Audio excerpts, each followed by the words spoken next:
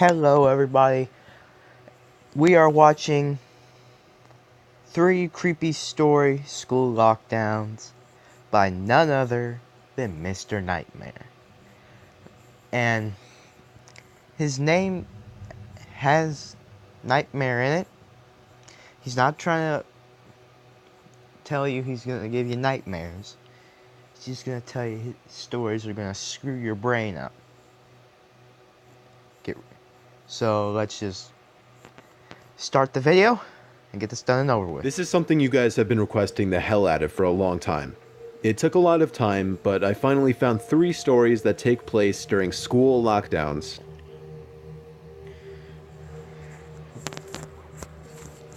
It was a typical boring day in calculus, only it was Friday, 7th period, meaning the week was almost over and spring break would finally be upon us, so everybody was getting antsy in their seats, I could tell. We didn't have a test that day like a lot of my friends did with their other teachers, so our teacher in the middle of class just decided to start playing games with us on Sporkle.com. He was a very laid-back teacher like that. As we were doing some brand logo quiz on Sporkle, I remember the exact moment it happened.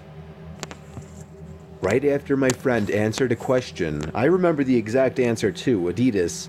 The dean's voice came through the loudspeaker. He sounded panicked and frantic as he told all the teachers this was not a drill and to go into lockdown.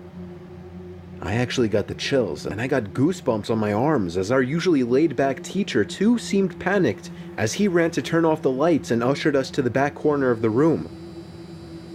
We all sat in silence for about 2 minutes, and then the usual buzzing that came from a panel in the back of the room ceased, indicating that the school must have cut all the power.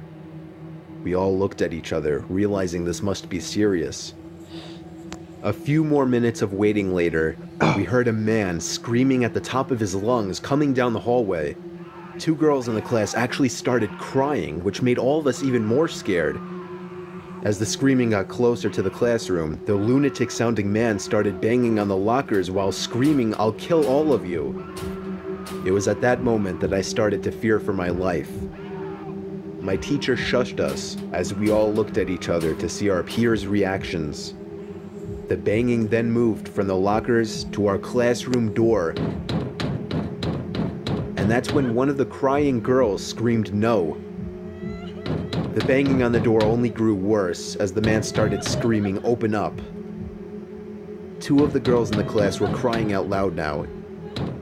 It felt like an eternity that man was pounding at the door, but eventually he finally continued down the hallway, screaming like a mentally insane person until we could not hear him anymore.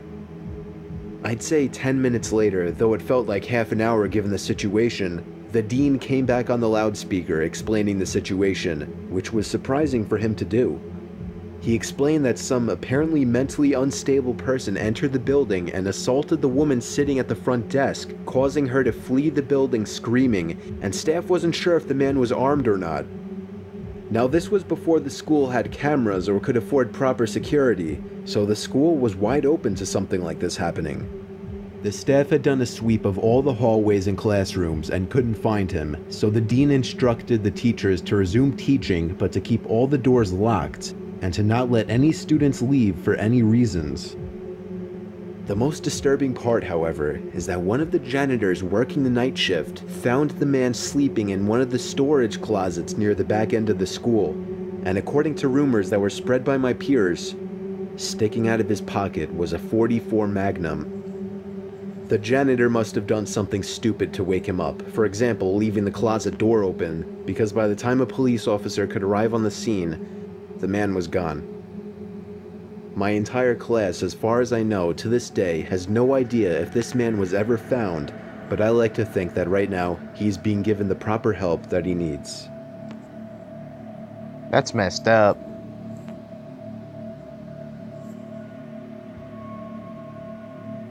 My school has 2 lunch periods. First lunch period is for all 6th graders and some 7th graders.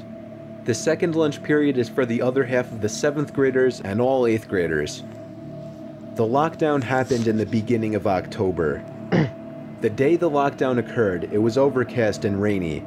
During the first lunch period, I heard 4 loud booms. I personally thought it was thunder, but the entire lunch crowd started screaming. I was thinking those kids were just serious pussies, but the campus security came in and started yelling at people to go into the multi-purpose room, and the kids who were in line buying lunch had to throw out their lunch and come inside. Me and some friends went inside the room along with a huge group of other kids. Everyone was curious as to what was happening. Our multi-purpose room is huge, and the back wall of the room is made of see-through glass. When me and my friends were rushed inside the campus, security was covering the glass with the curtains, and there were adults at every exit. My friend Eric was curious, as well as the rest of us, so he asked one of the adults what was going on. When he came back, he said, "You know how right in front of TMS there's those houses?" I replied, "Yeah." "There's this mentally disabled, crazy man that barricaded himself in front of his house, and he's threatening to commit suicide and kill the cops if he's evicted. He was walking around outside of school watching kids in a weird way," Eric told us. It turned out the man was also a registered sex offender, making matters worse. We were stuck in the multi-purpose room for a whole hour, taking up 2 periods. After the whole thing was settled, we were escorted to our classrooms one by one. I later found out that the man lives next to my friend Brandy, who told me about the previous Halloween when she saw the same man at his window cutting his arm and writing in his own blood, "Don't come here or I'll kill you," on his window. Of course, being Halloween, people, including Brandy, assumed it was just for the holiday. But after this horrific... The hell's wrong with you? I'm sorry, but if I ever saw something like that, the dude doing that, first thing I'll be doing will be locking my doors. And then I'll call the cops. If they don't take him in, I'll buy myself a gun. Because there's no sense in that. None whatsoever. Incidents. We knew this man was mental, and we're glad he never got near us.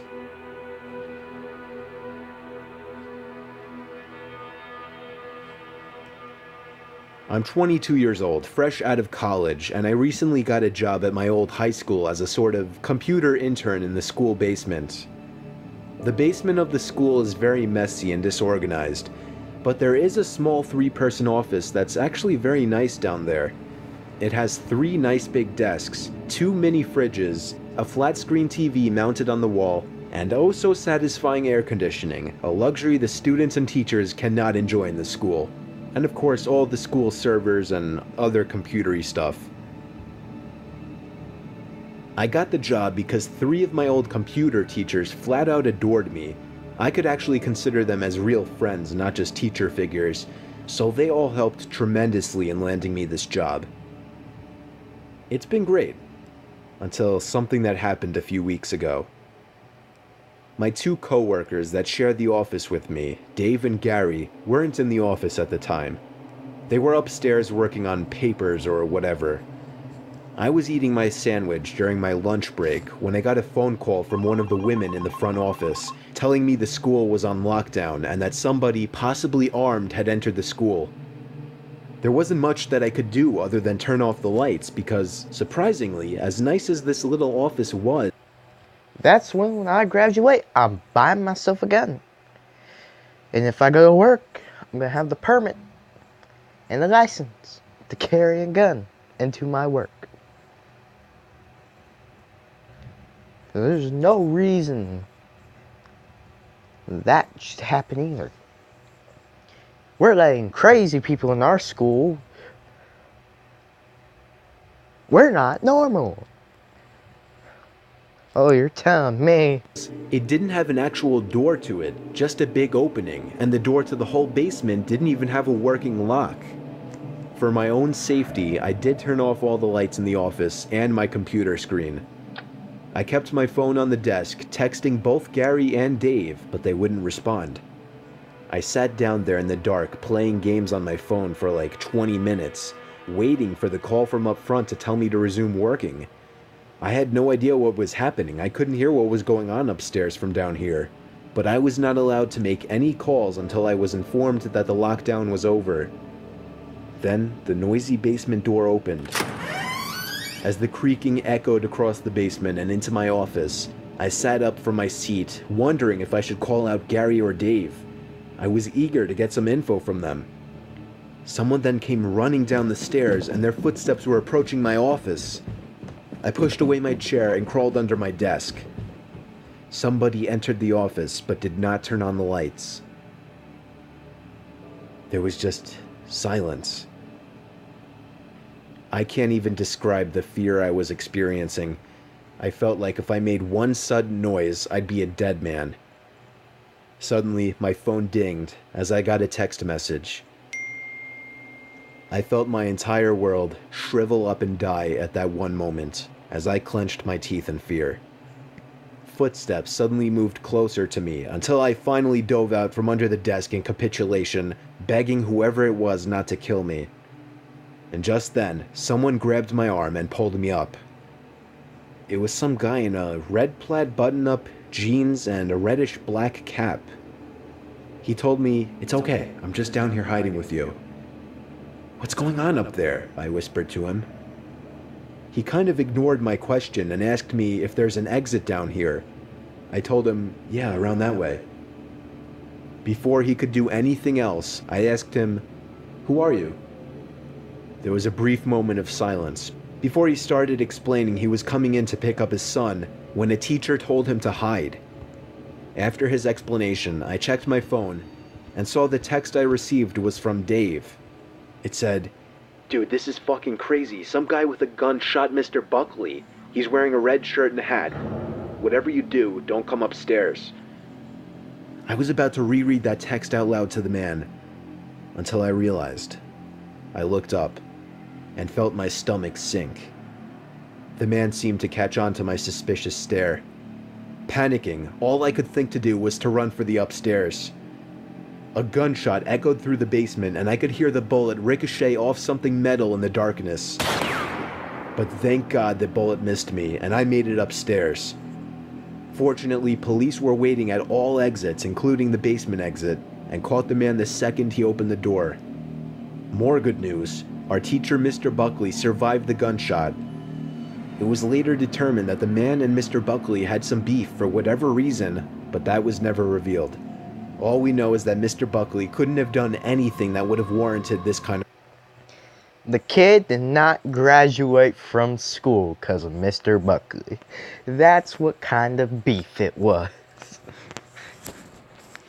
If I didn't graduate, I wouldn't care. Like, alright, I don't graduate. Can't go to college. Because I didn't do something right. Alright. I don't care. I would not care at all. Need a good explanation why to shoot this man. Oh, here's one. He didn't let me graduate. Alright, go kill him. No, that's not a good enough explanation. He raped my daughter. That's a good explanation. Well, guys. Reaction. And I know that the sound of that gunshot will forever echo in my mind.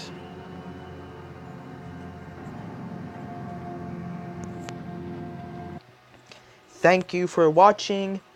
Hope you guys had a good time watching this video. And see you all next time. Goodbye.